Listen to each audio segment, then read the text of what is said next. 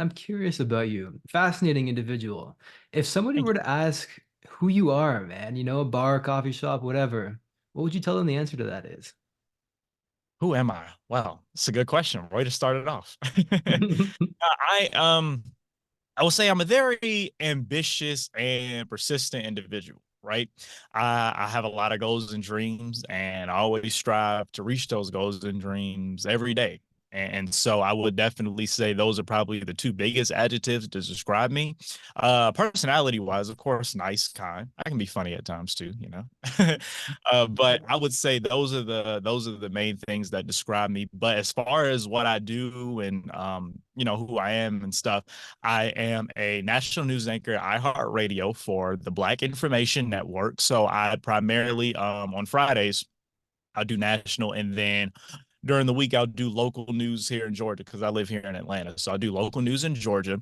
And then I'm also the owner of Wynn Productions LLC. We are a video production company specializing in professional videography services. And then I'm also a true crime journalist on the hit television show Fatal Attraction that comes on TV One. And that comes on Mondays at 9 p.m. Eastern time. And so I'm on that show as well. And then also, I'm also an author as well of two books, and I know I do a lot.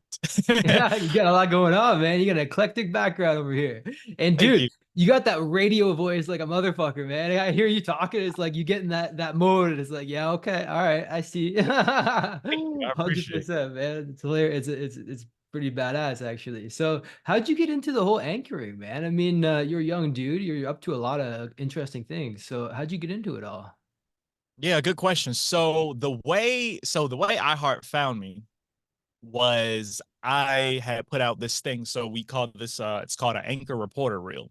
And so you put this out when you get ready to graduate from college, right?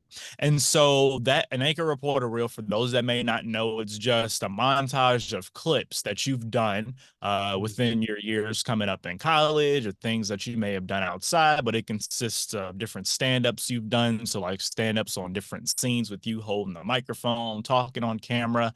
Also has a couple of may have a couple of interviews in there, and then also some packages like full-fledged packages that are like a minute, minute 20, minute 30 long and stuff like that. And so you'll have that in there. And so put my reel out, and I had put my reel out, I think in March, right? And March of 2022, because I graduated from Georgia State in May of 2022.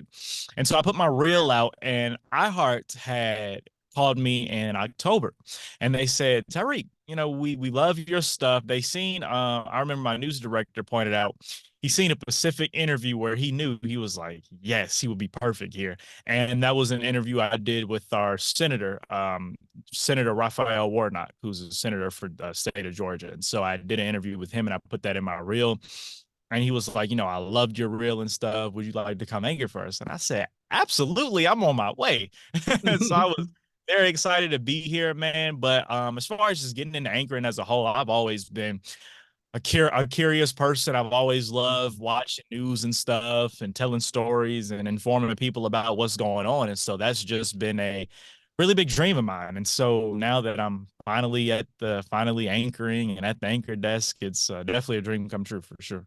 No kidding, man. Yeah, that's you got the Ron Burgundy dream life going on, baby. I love it, man. It's badass as hell for real. So if we were to get into the content creation portion of things, because I feel Mhm. like that's something that you've got an expertise on that we can transfer to entrepreneurs to help with their social media marketing and really getting their brand and story out there, the way that you tell stories. And so where do you think we should start in terms of helping an entrepreneur build content?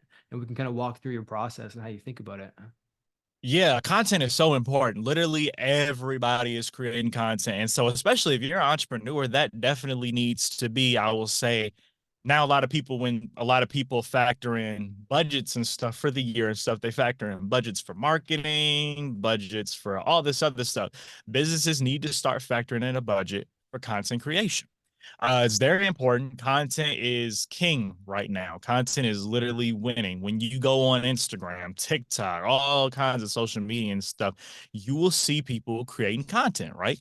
I know one thing that I've been seeing lately is barbers. A lot of barbers are posting videos of them Mm. cutting heads and how they're fixing people's hairlines and stuff like that. They're creating content. And by people creating this content, okay, you're showing people what you do, how your business works, and different things that you're good at. And when people can see a video and see that content, they'll be more enticed to come and support you and come to your place of business and all that good stuff. So it's really important to create content. The way you can go about creating content is a couple of things.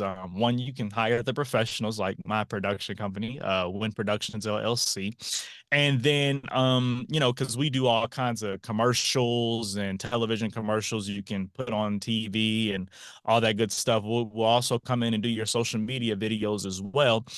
But you can, like, let's say if you wanted to, get some content, maybe you want to film yourself every day or do some live videos on Instagram or whatever the case may be.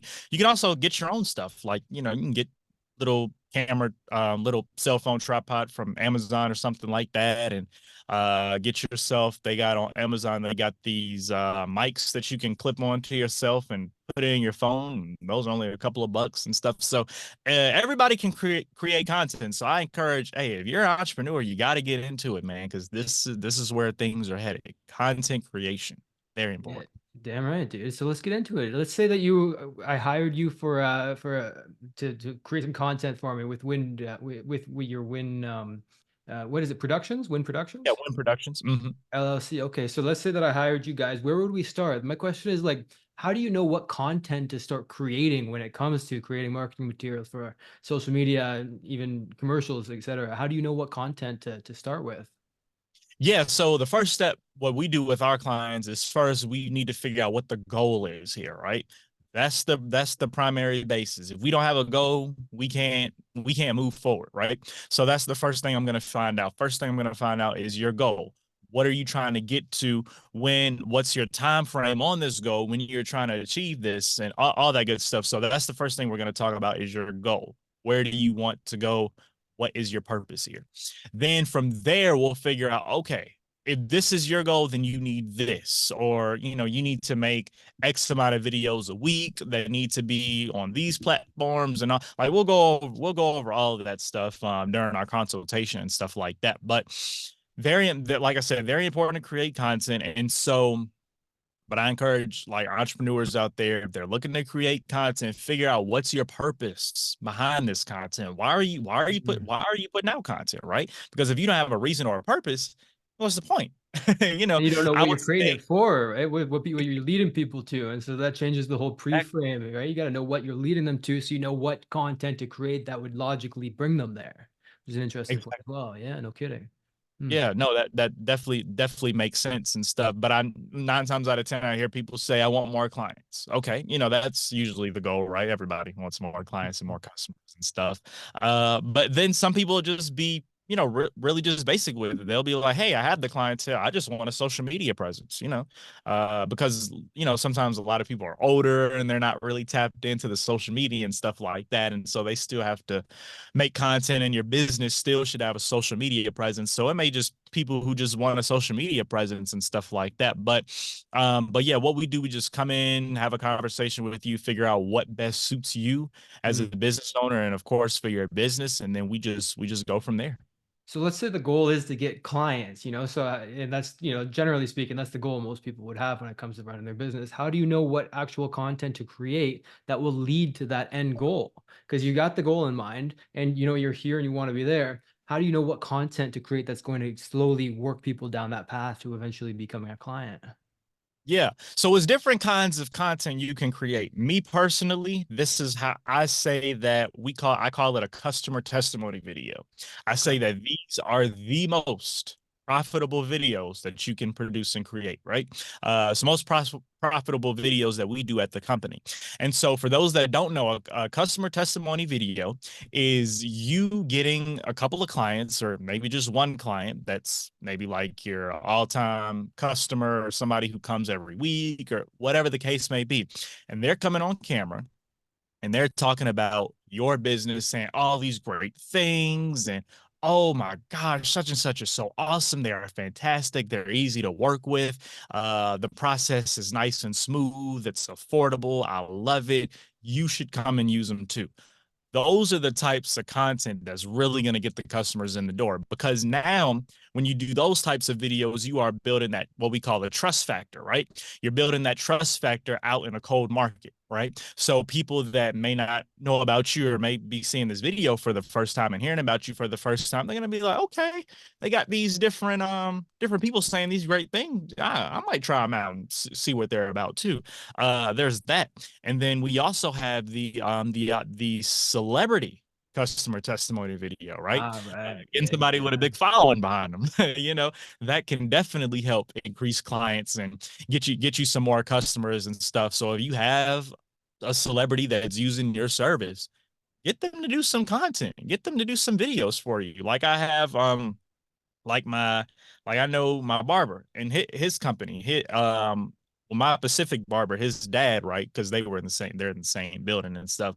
But he has a celebrity that does his, and every time he comes, he always has him do a video and talk about his haircut and all that stuff. So, it just goes to show you that's how you should go about definitely doing those customer testimony videos. I would say are the most profitable, but of course there's other videos you can do. You can do what we call explainer videos. Explainer videos are what you're doing, basically explaining your product. What is it about? How to use your product? How when it should be used? When is the best time to get your product?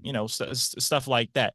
And so those are called explainer videos. And then course, just regular commercials, just a brief overview of what your business is and what you do.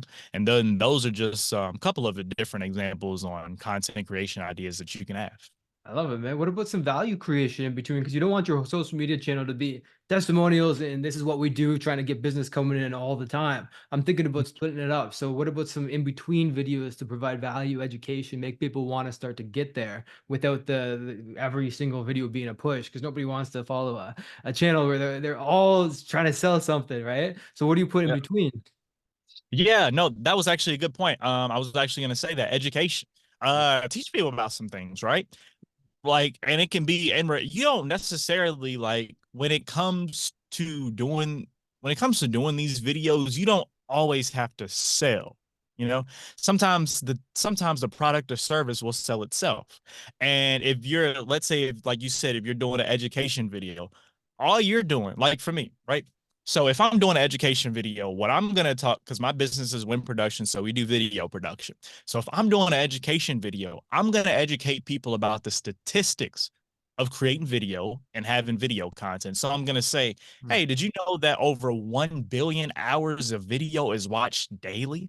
Those are types of statistics I'm going to give, and I'm going to educate you about the statistics when it comes to video and why you should be using video within your business and all that good stuff. And so by me educating you, I'm selling you, but I'm not physically saying, hey, go use my company, go use my product. But in the end, then that is the call to action and stuff. But I'm not even selling you. I'm just educating you about video and why you should have it. And so I think education, adding some education there is really good. What I want to get into with you, man, is the persona that you've been able to develop and the tonality and the energy you put when you speak. Because when you're creating content, you have to have the individual who gets in front of the camera, in front of the microphone, and be able to convey energetically and in a way that's very likable. And you do that extremely well, man. So I'm wondering, like, seriously, it's something about it. And was that developed over years of practice? Was that just incredibly natural to you when you got behind the mic when you were 10 years old one day, or what did it look like? Well, it was not natural. It Interesting. definitely took some practice, some classes, and all that good stuff. But I can tell you, when I went to college, I learned a lot of things. And one thing that I learned was on camera presence, right? On camera presence, very important. If you're going to be on camera, then you need to come across polished and you need to know what you're doing, know what you're talking about, and all that good stuff. So I was able to take a couple of courses about on camera presence, how you should present yourself on camera, how you should look, all these great things. And then I was also part of the school television station where they also taught on camera presence as well. And so different places I was able to learn these things, man. And it was just fantastic. And then also being a part of side organizations like the National Association of Black Journalists, learned a whole lot over there, life-changing organization. Then also this summer camp that I did a couple of years back called 21st Century Leaders. That was a journalism camp where we were at CNN. And of course I learned a whole lot over there. So just a lot of learning, a lot of education, man, because it definitely didn't come natural. I used to didn't sound like this. I used to talk all slang, had a little country accent, I just various things, but I was able to clean that stuff up. And so it's definitely helped tremendously. So that's the visual aspect of it, the on-camera presence, the visual as opposed to the auditory. I want to get into the visual a little bit, then we can move into the auditory, the Mhm. cadence, the timbre that you put into it. I mean, like the emotions, the evocative emotions you put into the voice. We'll get to that, but I want to start with the on-camera presence that you're talking about. What are a couple of things that you learned that have changed your on-camera presence, the way that you present yourself when you're on camera? How do you think about it? Yeah, so I would say one thing is when you are on camera, you got to be confident. Have to be confident, right? Because if you're not confident, then the viewer is just going to tune out. Oh, they don't seem confident in what they're talking about. Why would I watch, right? And so they're just going to swipe or flip to the next channel or flip to the next thing to whatever they're doing and stuff. So one thing is confidence. You got to have confidence when you're appearing on camera. Two, depending on what it is and exactly what you're filming, you have to know what you're talking about, right? Or at least, and if you don't know what you're talking about, look like you know what you're talking about, right? Yeah, fair So, enough. yeah, you have to because sometimes I'll give you an example. Sometimes in news, when we're in news, there are going to be stories that pop up on the teleprompter. Okay, I don't know everything about Interesting. these stories and stuff. So Mm. you just got to look like you know what you're doing and look like you know what you're talking about. Because I remember one time I had to, so with like anchoring and stuff, I was somewhere. I was in a city, right? I was in where was I at? I was in North Carolina in Greensboro. And I was doing the NABJ news, and I believe there was some story that came up. I'm not from there. I live in Atlanta. I don't know nothing about it, but I said I'm gonna say this story confidently and comfortably, and I'm gonna look Mhm. like I know what I'm talking about. Didn't have a clue about what was going on, but I just had to have the look to make it look like I knew exactly what I was talking about and knew what I was saying and stuff. So Mm. I will say those are some definitely key components of it and stuff. And then just to add a little fun one in there, hey, always look good on camera, man. The fashion is very important. I'm a fashion guy. I like to whenever I'm on camera and I'm doing things for TV and stuff, I always like to dress the part. And I think I always like to be suited and booted, depending on what it is and stuff, especially if it's something, formal and upscale and stuff. But if it's just something regular, like like a podcast or something, of course I'll just throw on a jacket or a t-shirt or whatever. But when I'm out there and I'm on television and stuff, Mm. I'm coming suited and booted. The fashion has to be right. But you don't need it, which is interesting because you still have the on-camera persona right now without the suit. A lot of people, they need to step into that role, and for that, this part of the ritual is putting on the attire that matches it. But you're talking about getting on camera, looking at the teleprompter in a city you got no idea what you're talking about, and being able to present it confidently in a way that's taken in as though you know what you're saying.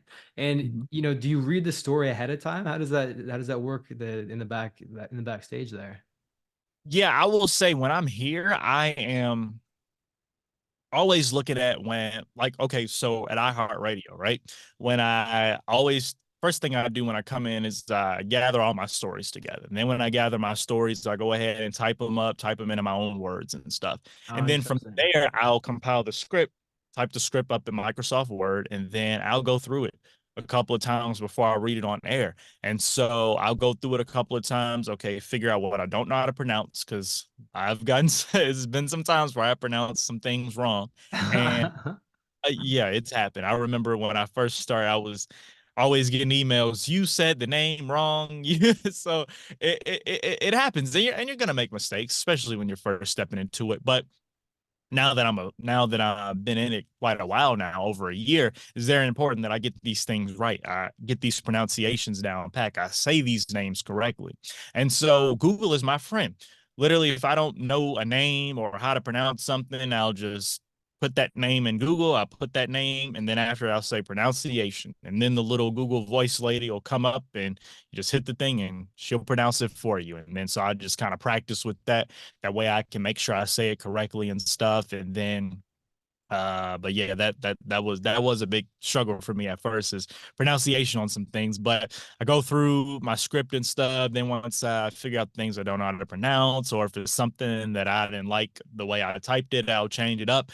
And then I read through that script a couple of times, get familiar with it, dive deep into it, and then of course do a couple of code reads, and then I'll just turn that on air light on, and then I'm on. That's an interesting moment right there. I want to get into that because the way I was thinking about it, I don't know how this works. The general public typically doesn't know how this works. The way I was thinking about it is the whole Bruce Almighty scene where the guy is and I don't remember the name of the dude. But anyways, he's watching the teleprompter and the guy's typing in the teleprompter as he's reading it. And so he's got no idea what he's saying, but he's reading it confidently. And then as the guy starts fucking with him in the teleprompter, he starts reading the words in the as though like and it didn't make any damn sense, but he read it as though he was confident about it because he was in that mode. So it's interesting how it actually plays out in the real world. But what about Yeah. that moment that you hit the live button? You're on air, the light comes on. What goes through your head in that moment? How do you really anchor yourself, or so to speak, anchor yourself into that moment so that you can step into that role and present in this way? Hey, I hope you're enjoying the podcast, and I want to let you know that I've got a free book that you can get if you want to tap into more of these resources. And you can get that for free at kylesbook.com.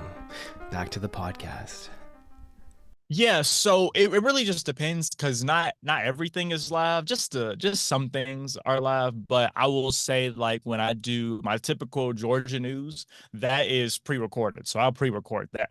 But I'll say, like, the other night when President Biden did his State of the Union and I had to go on and commentate that was live. So that Interesting. was in real time. And there's no script for that. That's just unscripted. So this is it's just things like that too that'll take place sometimes, where you'll go live with no script, but you're just commentating on an certain issue or something that's happening, and stuff like that. But yeah, like you said, a lot of times the audience really doesn't know, the viewer that's listening, they don't really know what happens behind the scenes and how Right. everything works and stuff. And so I'm glad that we're doing this and you're asking me these questions. That way I can kind of give people an insight as to exactly what happens. But yeah, when I hit that button, it's full speed ahead, no matter if it's live or pre-recorded. I'm going to always treat it as if it's live, even though Right. it's pre-recorded, because I figure if it's live, I'm going to do my best work, right?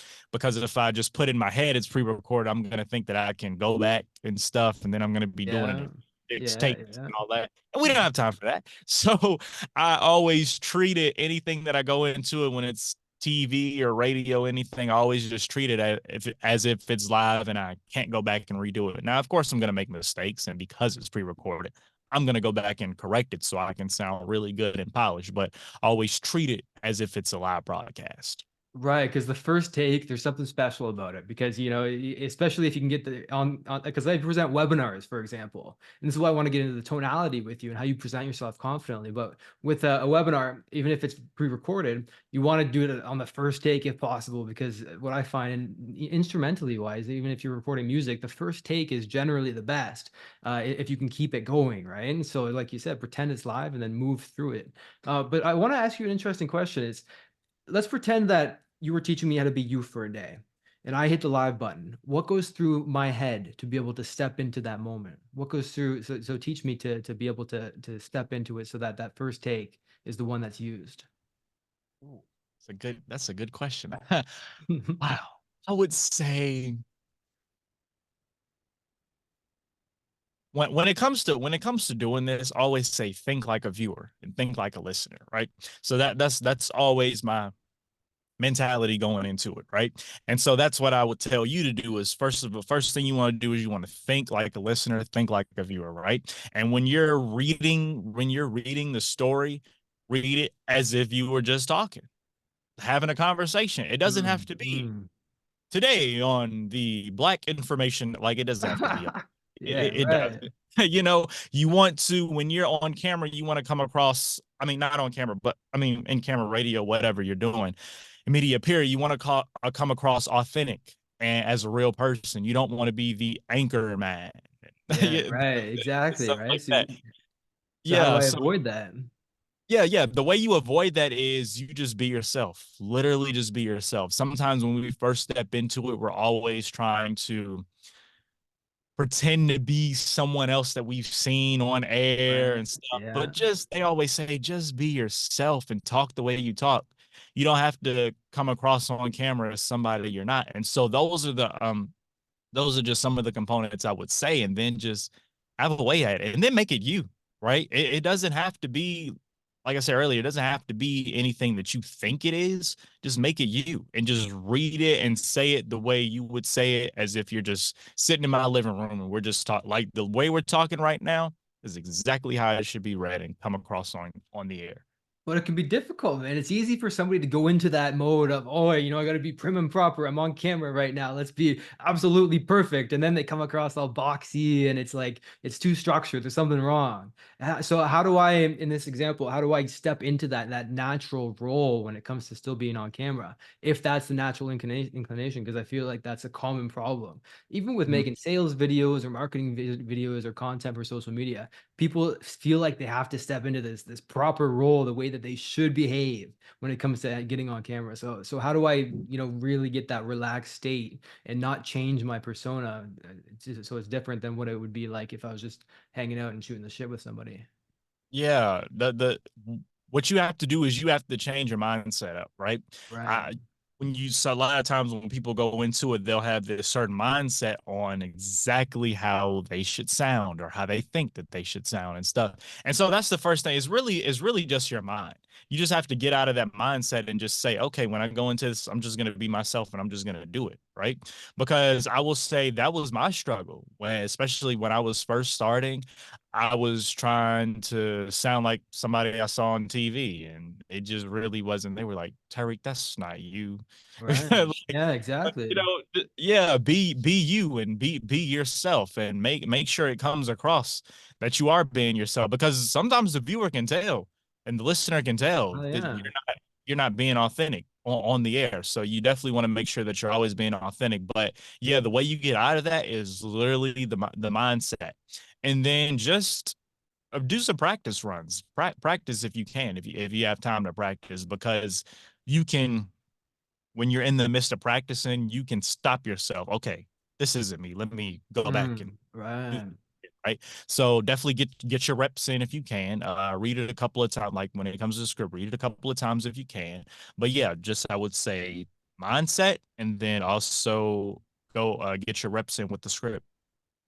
Dude, yeah, seriously. It's interesting that you can get out of that boxy feeling. You struggle with it yourself, and then in the Mm, past, and then it was like, all right, so let me practice with this, see if I can get out of this feeling of I gotta be something that I'm not. And then you step into that role of being yourself. It's really just a continuation of the same role. So you don't yep. have a separate persona versus who you are on camera or behind the mic and who you are, let's say, hanging out with a friend on the porch or whatever. Is it the same thing? Like, there's no difference between the two?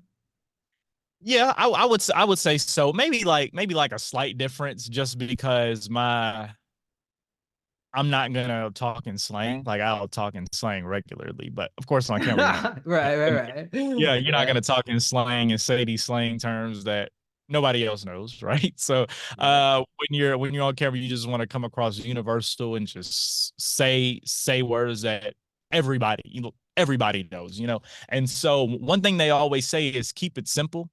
So when you're on air and you're doing these things and maybe you're typing up your script, keep it simple for everybody. So that way everybody understands it, where so a third grader can understand, also so somebody who's 80 years old can understand.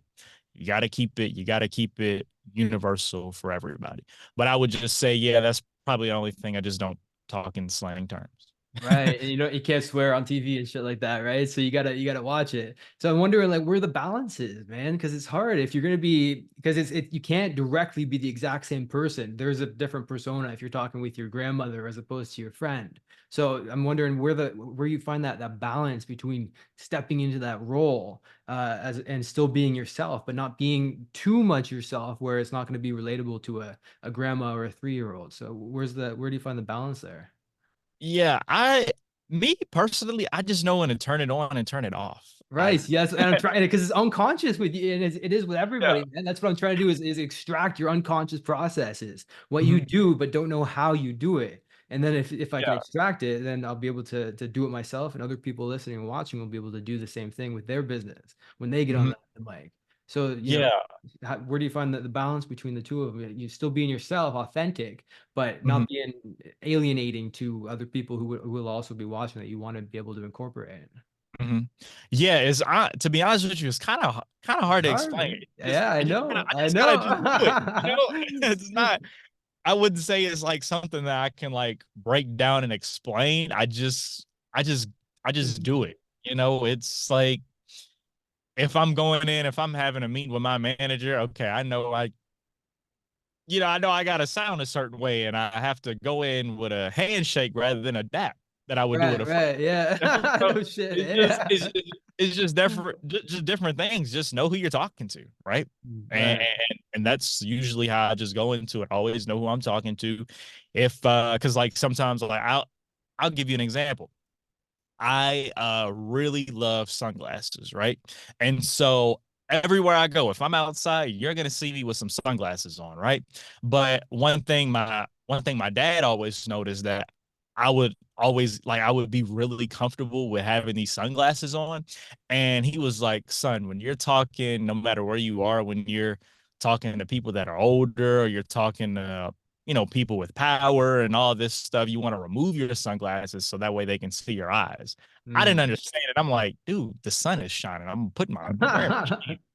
So it's just stuff like that. So now when I'm talking to people and doing interviews or whatever, I know to remove the sunglasses. That way they can see my face and see who I am, know who they're talking to, and all that stuff. But that's just like a little example. Okay. See, it's a difficult question to answer, right? Trying to It extract is. what Yeah. you do without thinking about it and trying to make that conscious. One of the ways, and I won't push it because I get it, it's difficult. But one of the Mhm. ways that, and this is what I did earlier, is I asked you to teach me to be like you, so that way it's externalizing yourself, and so it's easier to tell somebody else how to do it rather than internally trying to read the label from inside the jar. Mhm. So that's an interesting way to do that. But what about the interviewing, man? Let's say you're talking to somebody. Do you look at that as a conversation? How do you know what questions to ask based on whatever you're trying to accomplish with the interview? Yeah, always treat interviews as conversations. Don't treat them. I always say don't treat them as like formal Right. job interviews. That Yeah. that's not what they are. Interviews are conversations and they need to come across authentic as possible, right? As if we're like I said, how we're having right now, we're having an authentic conversation, like we're in the living room just talking, chopping it up, right? And that's how your interview should be. Now, of course, like if you're interviewing the president, it might be a little bit different, but 9 times out of 10, it's just a regular conversation. And the way I go into it is when I first started in the industry, I'll always come with a list of questions prepared. Right. Now I haven't prepared a list of questions and I don't know how long. Love it. I don't do it because it used to come across rehearsed. Yeah, And totally. so I was doing a lot of looking down at my questions, looking at my questions rather than listening. I wasn't really listening to my interviewee like I should be. And that's the best piece of advice that I can give you when it comes to interviewing. Always listen. Always listen to what the person is saying because they might say something that sparks another question in your thought. Yeah. Oh, Yeah. you did this? Oh, tell me a little bit more about that. Can you elaborate a little bit more Mm. about that? Because you Mm. said this and that. You know what I'm saying? And so not only are you listening, but you're making the conversation more engaging because the viewer, that's all the viewer and listener, they're listening. So they're getting a different perspective. And there might be something that your interviewee says that, oh, they might be like, well, I wish I would have heard a little bit more about that. I wish they Right. would have asked them, I wish they would have dove a little bit more deeper and stuff. And so that's my biggest advice when it comes to interviewing. Definitely be a listener, right? That's why I never no longer come with questions prepared and stuff. It depends on something like if I don't know exactly, maybe I don't know the person that I'm interviewing, I might come with like bullet points or something just so I know, okay, I want to hit this, this, this. I want to hit these talking points, right? And sometimes when publicists send me their clients, they'll send me different talking points that they want me to hit on. That way the client can promote what they really came to promote and stuff. And so I sometimes might have those, but I never physically have physical questions in front of me. I no longer do that. Just because that was, first of all, that's very time consuming trying to come up with questions, For but that, we'll yeah. say it makes for the best interviews when you just have the conversation and just roll off. And literally, I might have one question that I know I have to ask in my head, but the rest of the questions, I'm just going to feed off of what they're saying, of the Right. answers they give me. I'm just going to feed it off of that. Yeah, you cascade it like waterfalls moving down the river, instead of trying to Mhm. chop it up and split. This is the thing, like same thing with me, man. I would use a list of questions that have it on my screen, and as I was hearing them, I would be reading the next question and then trying to remember it, and then it just messed up the whole conversation, the whole flow of it. It was kind of weird. Like, okay, so next topic, and let me move over here. It kind of is back to that like structured, like what I should be like kind of thing on camera and behind the mic, as opposed to just shooting the shit and seeing where the conversation goes. It's an exploratory process. You're seeing what happens together, which is interesting. I love looking at it like that. So, what's going on in Mhm. your head? Like, is a question, let's say a question pops up halfway through somebody is talking. Do you store that question somewhere so that when they're finished talking, you can bring it up? Or is it based on the end of what they're saying and something pops up immediately? What goes through your head for the questions? Like, how do you know what to ask? So what I do when they're talking and they're giving me the answer, I listen for the most powerful, most intriguing, interesting part within that answer. And Mm, then I'm just gonna take that part and then I know, okay, I'm gonna ask them about this and stuff. So that's how I do it. So I'll listen to what they're saying. Then if they say something, maybe some in the beginning, I'll take that, like you said, I'll take that, I'll store it, and then I'll listen to the store it. rest of what they're Mm. saying, and I'll keep listening because what I have stored, they might say something better Yeah, exactly. later on in their answer and stuff. But what I'll do in that case, I'll go ahead and hit on what the best thing that they said, what the best thing they talk about that was the most interesting. I'll hit on that. And then I'll say, also going back to earlier, you also mentioned you talked about that, and then I'll just roll off with a question from that. And so sometimes I always say if there's something that you want to go back to in an interview, just have a good transition with it. Just let let them know that you're going back to it, literally like I just said. So one example, what I just showed you is like saying, hey, want to go back to such and such because earlier you talked about this. So I wanted to know in regards to that, what took place when this situation happened, whatever. But yeah, that's usually how I go about doing that. And I think it's a pretty good strategy. I mean, it works for me. So Me too, but man. yeah, I know. I really, love it. yeah, Wait, would you you just say have you to find see? what works for you. Right, and it's different for everybody, right? Because like for me, it's very visual. I'll store the question visually in like a bank that I keep right here. It's about bottom left corner, maybe 7, 8 inches away from my face. It's like in my imagination, it stays there, and then I can kind of stack different questions up. And like you said, based on what I think is the most impactful, I choose that one and then expand there. Like for example, what popped up when you were saying that is, how do you know how do you store it? What is it visually for you? Is it the auditory that pops up afterwards? You said you store it. So what is that? What's that experience like? So you know that you can still have it stored when it comes to asking it. I just got to make sure I don't forget. Right. See, That's it's hard, man. So what's your strategy for that? How do you make sure you don't forget? I just I would say I just kind of have the memory. I'll just make sure I just really like implant it in my like Tyrik, you cannot forget this, you know. And I just really Mm. have to be hard on myself about it when I'm doing the interview and stuff. And so I guess if I'm just hard on myself, then I know I'm not gonna forget, because I used to have that issue, be like, dang, I forgot my question, I forgot my point I was Yeah. gonna make. You know, and it's so nerve wracking when you do forget it. So I was like, yo, I just gotta be honestly, what you have to do is you just have to focus. Just focus and Mm. lock in. Once you focus and lock in, you'll be good. But yeah, focus and lock in, man. That's my advice for that. Easier said than done, man. I got ADHD like a motherfucker, and so it's like I got shit popping up and forgetting it. And if I can't remember the question right when I know they're about to finish talking, I'm supposed to say something based on societal norms. Then it's like shit. You got that moment, like okay, and then another question pops up to kind of save the day. But there is that moment of oh fuck, I don't know what I'm about to ask. You know, it's interesting to have to deal with that. But let's go into the auditory. I want to end it with this because you got some tonality that you're playing with. You can feel the resonance when you're talking, and it sounds authentic. It sounds genuine, and you're able to really get people's emotions and attention. Speaking of attention and focus, so how do you get people to focus when you're talking? How do you get that persona, that energy, so that somebody hears it and they say, "Okay, I want to listen to what this guy's saying right now." How do you do Mhm. that?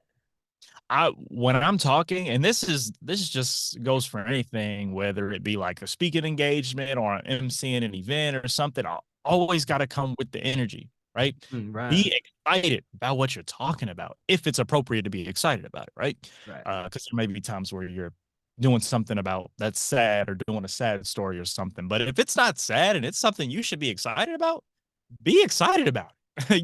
Let it come across that you're excited. Whenever, like, I'll give you an example. Like today, I had a story about the lottery, right? The lottery is up to over 1 billion.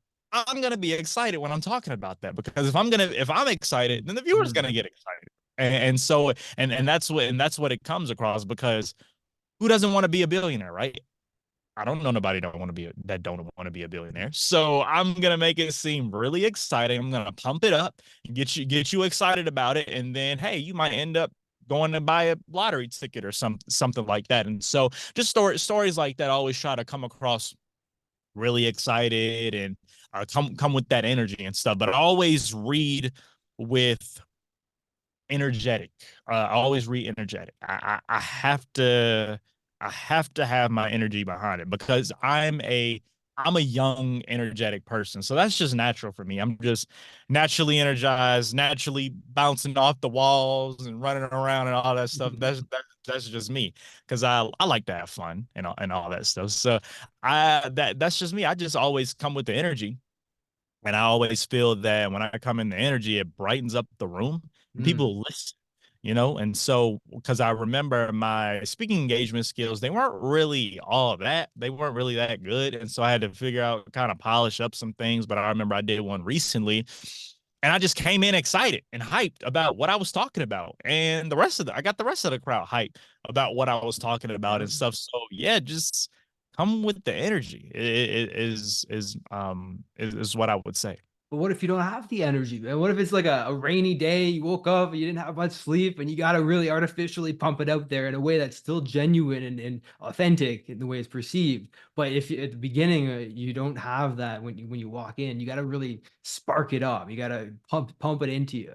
How do you do that if you're not feeling energetic in the moment? I'm actually glad you asked that, because I remember there have been a couple of times where I have had to, I always call it, put on a face. Uh, that that Interesting. Mm, that's what you have to do, especially in this mm. industry, because I remember, and I mean, it wasn't traumatic or anything, but I remember I was going through a breakup, and I was very Wow. depressed. I'm like, Yeah. dang, she was awesome, and now she's not here no more. So, but that whole week, I'm depressed, but I still got a job to do. I still got things to do. And so what I would do, I would literally just go out, get my mindset right, and put a face on. And that's what you have to do. And you got to realize, a lot of celebrities got to do that too. They're Yeah. out here a lot of times. We are always asking for autographs and asking for pictures, and you may say the celebrity is rude or something. they might have just had a bad day, or you don't know what they just came from, or they could have had a family member that passed away. They might not be in the mood, but they still got to do what they got to do. Work still has to be done, and it's just various things like that. But for me, I just have to get my mindset right, and I got to put on a face and go out there and do what I got to do, because at the end of the day, no matter what happens, it has to get done. And it's my responsibility to make sure it gets done. I gotta go in there and get it done. So yeah, put on a face is the way I would describe it. And it is, I will say, in my career, is probably one of the hardest things you'll have to do, but you gotta do it. Well, no shit, man. You got a job to do, but then you got to break up on one hand, so you got to put on a face, which is interesting because you're talking about a persona. You gotta, it's like the mask, the classic logo of acting. You see the mask, like the red and black mask, kind of the yin and Mm. yang of it. You put a mask on and you got to really get into that moment. How do you do it though, man? It's hard. I mean, like it's interesting. You're feeling low, you're depressed, your girl left, and it's like, how do you really put that face on? Like, what's the process? You got a ritual? I mean, how do you step into that mode? I will say I just gotta think of things that make me happy. Interesting. Mm, Think of things in my mind that make me excited, that make me happy, or think about, hey, Tyrik, don't worry about that. Hey, man, look, you got this vacation coming up. You're gonna have an amazing time, or just have something to look forward to, or just think about something that just makes you happy and excited. That way, in that moment, you can get out of that and kind of shake it and brush it off. mm. So Shake it and brush it off. It's interesting. Animals, when they experience a traumatic event, they shake uncontrollably, and yeah. that helps them deal with the process of trauma unconsciously, so they don't have PTSD like humans do. When you said Mm. shake it off, there's something to that. It's interesting. So, man, I love it, dude. I had a blast with you. What's a question that I should be asking you to kick this off here that I'm not asking, but if I were to ask it, would be able to provide a lot of value for somebody who wants to be like you behind the mic or behind the camera? Mm, maybe my last advice. Okay, Is- okay. yeah. There we Uh, go.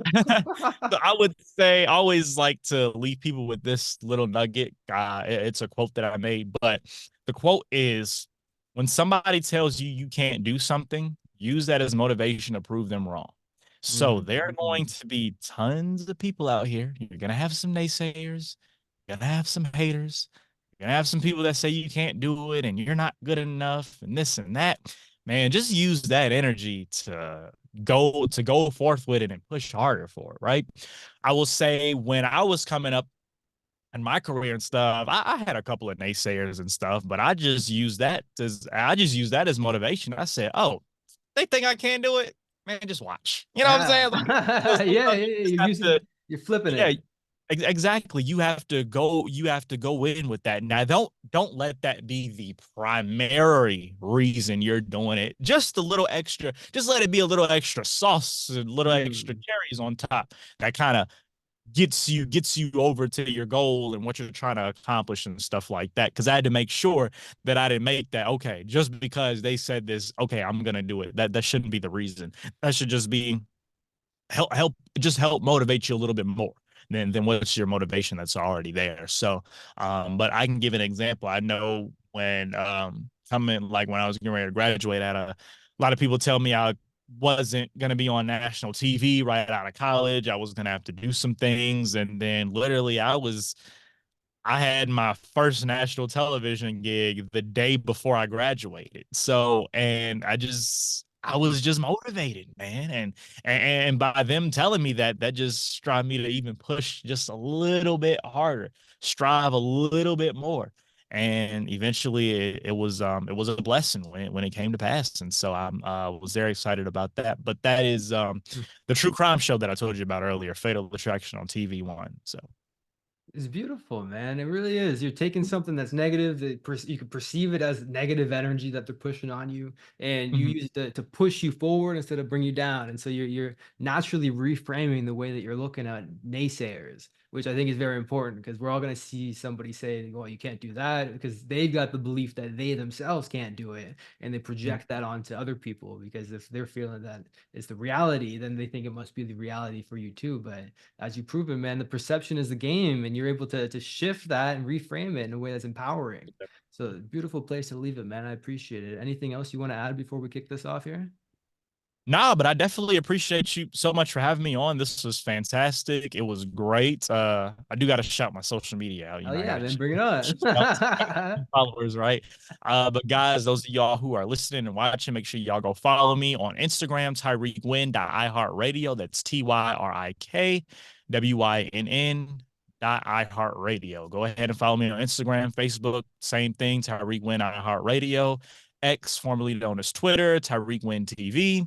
And then I'm also on TikTok too. You can check me out on there, Tyrik Wynn TV as well. So yeah, man, this was fantastic. I greatly appreciate it. I always love podcast interviews are probably some of my most favorite because it just kind of there's a whole nother layer that's just like taking off, you know. Whereas like if you're doing a live television interview, you gotta be, you gotta be suited and booted. But if I'm doing podcasts, I can just come in my regular clothes. So I love podcast interviews, man. These are awesome. Yeah, it was fun, man. I had a blast with you. It's cool that we kind of unconsciously extracted your processes as opposed to just at least staying on the surface. We went deep into the roots a little bit and tried to see what's under there, Yeah. which is No, always these fun, really made man. me think. I was like, dang, I don't even know how to answer that. I Yeah, I was know like, that's the thing, right? But then you answered it. You found a way because the unconscious will find an answer to questions when proposed them, when prompted, which is mhm. fascinating in itself, man. So, brother, dude, I appreciate you, man. We'll keep in touch, okay?